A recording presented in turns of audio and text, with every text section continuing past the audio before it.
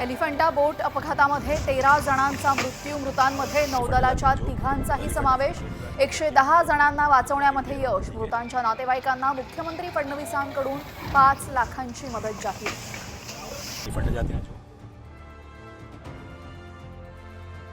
अमित शहांची मंत्रिमंडळातून हकालपट्टी करा, खरगेंची मागणी तर आंबेडकरांबाबत भाजपाच्या मनातलं काळं बाहेर आलं।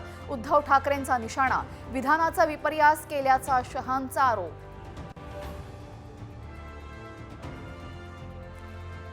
हिवाळी अधिवेशनामध्ये खातेवाटप होण्याची शक्यता कमीच। मोठी खाती पदरात पाडून घेण्यासाठी रस्सीखेच, साम टीव्हीला सूत्रांची माहिती।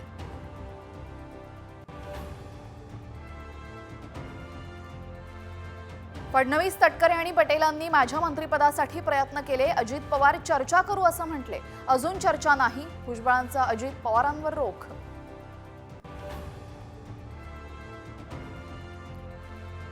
विधान परिषद सभापती पदासाठी भाजपाच्या राम शिंदेंचा अर्ज। नीलम गोऱ्हे मात्र नाराज, सूत्रांची माहिती।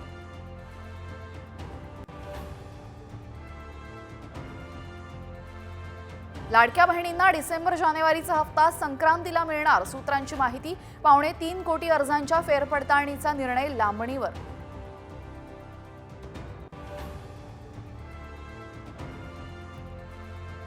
कॅन्सरवर मात करणारी लस बनवल्याचा रशियाचा दावा। पुढील वर्षी लस येणार असल्याची माहिती।